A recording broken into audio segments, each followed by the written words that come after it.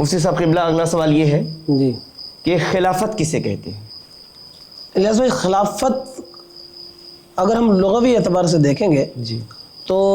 خلافت کا مطلب ہوتا ہے نیابت، یعنی کہ کسی کو اپنا نائب بنانا، اچھا جس کو ہم انگلش میں اسسٹنٹ بھی کہہ سکتے ہیں، ریپرزنٹیٹیو بھی کہہ سکتے ہیں، ایڈیشنل کہہ سکتے ہیں، جی ڈپٹی کہہ سکتے ہیں۔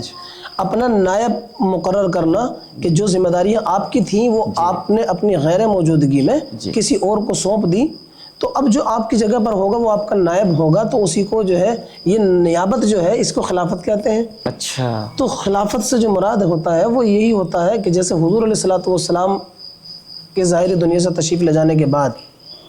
خلافت کے منصب کو سنبھالا اسلام کے پہلے خلیفہ حضرت ابوبکر صدیق رضی اللہ تعالیٰ عنہ نے، بے شک، تو یہ خلافت کا مطلب ہوتا ہے نائب ہونا، کسی کی جگہ پر کام کرنا اور صحیح طریقے سے کام کرنا، یہ مطلب خلافت ہوتا ہے۔ حضور یہ بتائیں کہ خلافت راشدہ کسے کہتے ہیں اور یہ کب تک قائم رہی؟ تو خلافت راشدہ کہتے ہیں طریق نبوی صلی اللہ تعالیٰ علیہ وسلم کے مطابق تمام احکام کو چلانا، تمام جو طریقہ کار ہوتے ہیں خلافت کے ان کو انجام دینا حضور صلی اللہ تعالیٰ علیہ وسلم کے طریقے کے مطابق، اس کو لے کر کے چلنا، یہ خلافت راشدہ کہتے ہیں اس کو۔ خلافت راشدہ کا مطلب ہوتا ہے سیدھی اور راہ مستقیم والی جو خلافت ہے اس کو خلافت راشدہ کہا جاتا ہے۔ تو اس کے بارے میں اللہ کے نبی صلی اللہ تعالیٰ علیہ وسلم کی ایک حدیث پاک ہے، حضور نے فرمایا الخلافت بعدی 30 سنۃ ثم تکون ملکا، حضور نے فرمایا خلافت میرے بعد 30 سال تک رہے گی، اس کے بعد پھر بادشاہت ہو جائے گی۔ حضور علیہ الصلوۃ والسلام کے ظاہری دنیا سے تشریف لے جانے کے بعد خلیفہ اول حضرت ابوبکر صدیق رضی اللہ تعالیٰ عنہ بنے۔ اس وقت سے لے کر کے یہ 5 مقرب ہستیاں ہیں جن تک خلافت راشدہ قائم رہی، جس میں پہلی حضرت ابوبکر صدیق رضی اللہ تعالیٰ عنہ جن کا دور خلافت 2 سال اور 3 مہینے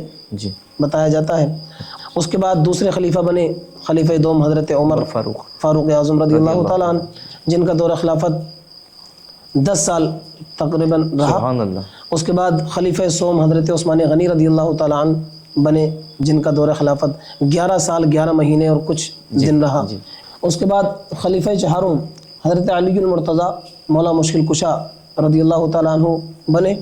جن کا دور خلافت 4 سال 9 مہینے تقریباً 5 سال کے لگ بھگ کا ہے۔ تو یہ چاروں خلفاء کا زمانہ ملانے کے بعد کوئی 6 مہینے اور بچتے ہیں اس پیشن گوئی میں جو حضور نے فرمائی تھی، تو 30 سال والی جو تھی، 30 سال والی جو تھی۔ پھر حضرت امام حسن مجتبی رضی اللہ تعالیٰ عنہ 6 مہینے کے لیے خلافت کے منصب پر فائز ہوئے، اور پھر آپ نے اپنی خلافت کو حضرت امیر معاویہ رضی اللہ تعالیٰ عنہ کے حق میں سونپ دیا، اور آپ پھر خلافت کے منصب سے بری ذمہ ہو گئے۔ تو یہ ٹوٹل حضرت ابوبکر صدیق رضی اللہ تعالیٰ عنہ سے لے کر حضرت امام حسن مجتبی رضی اللہ تعالیٰ عنہما تک تمام جو زمانہ ہے یہ 30 سال کا زمانہ ہے۔ اسی کے بارے میں اللہ کے نبی نے فرمایا تھا کہ میرے بعد خلافت جو ہوگی وہ 30 برس تک ہوگی، اس کے بعد پھر بادشاہت قائم ہو جائے گی، اور وہی ہوا، خلافت کے بعد پھر بادشاہت قائم ہو گئی۔ اب یہی لوگ ہیں کہ جنہوں نے خلافت راشدہ قائم کی، یعنی ان 5 مقرب ہستیوں نے